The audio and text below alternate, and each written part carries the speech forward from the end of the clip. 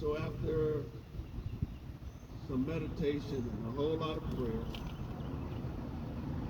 he said, I'm going to tell you about Memorial Day, my own experience.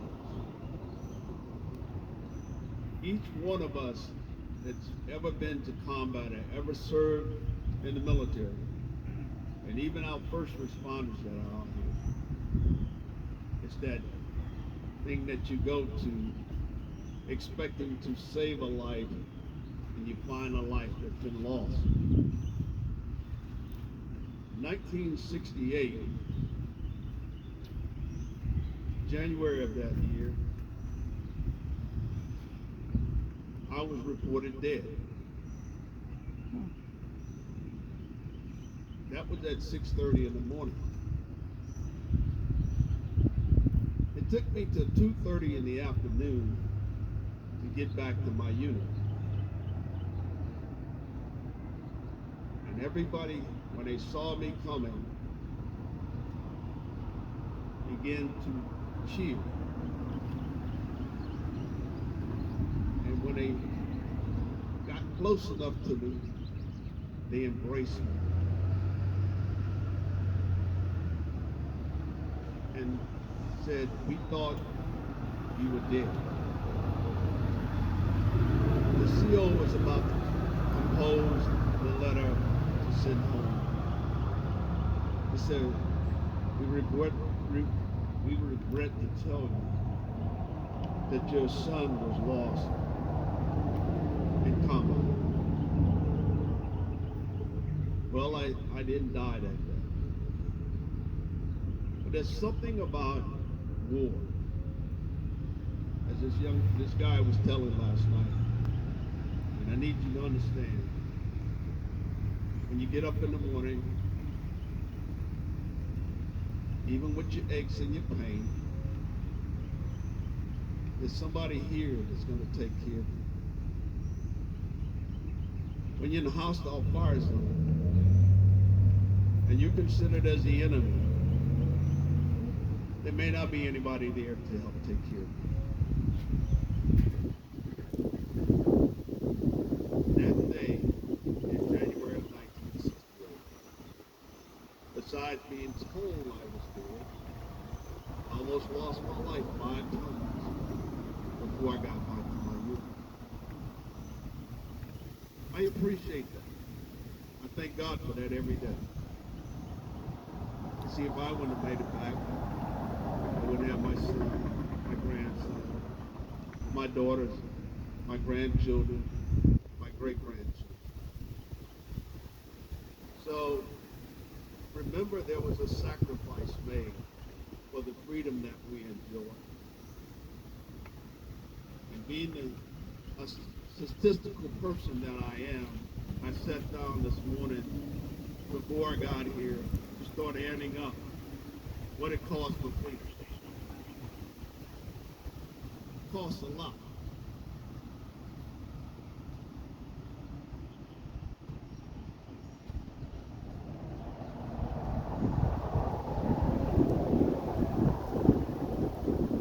You know, we've always been fighting. Since the Civil War to Afghanistan, we've lost more than 658,148 lives. Altogether, lost over 1,471,407 wounded and died. I told you my part of the story. I told you about the World War II guy. It's kind of grappling to see somebody get destroyed right next to you. You come home, and you always see that image. You're always asking yourself, why not me? But we all came back for war for purpose. We don't know how to tell our stories. We don't know how to handle our stories. But by the grace of God, we're here and tell our story. So that same year, prior to going to Vietnam, there was a young man that I got real close to. His name was Chris Langenfield. He was from the Midwest. And he could never hang out with us when we went out to the club. Because he told us he was 19. He had to be 21 in California to drink. Believe it or not, the day I got my orders was the day I turned 21. Chris hung out with us when we wasn't at the bar. So we had a good time. And we all deployed about the same time. Probably in July of 1968, I got a letter from his girlfriend saying Chris had been killed. I went into my bunker. I started punching the sandbags. I started kicking the sand. I tried to tear up my bunk because that's how hurt I was. And I walked out of my bunker and I went behind it and I knelt down and started crying.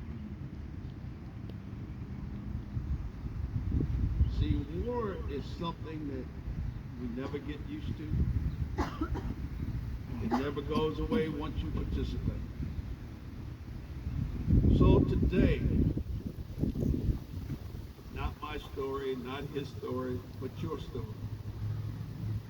Your story of freedom. Your story to agree and disagree and still live in peace. Still live in a peace that sometimes we take for granted.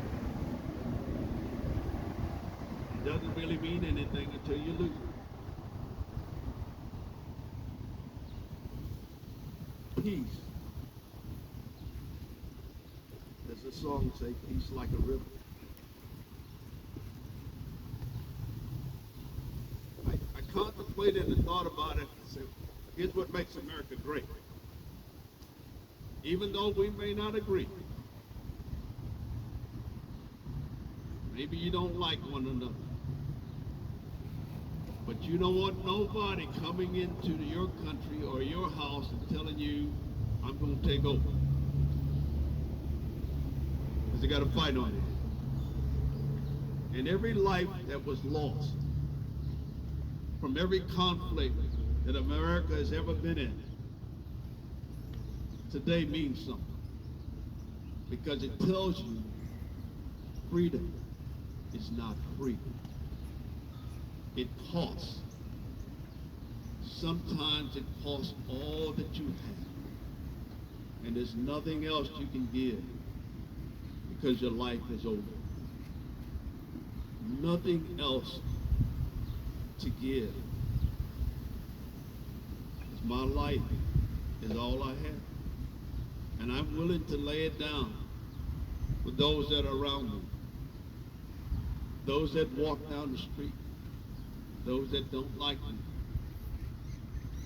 I'm willing to lay it down because America is worth it all. If you leave America, go to one of these foreign lands, and you see the freedom that they don't have. And you go there thinking that it's a good place, it's a good time. You better open your eyes because it's something that you not see.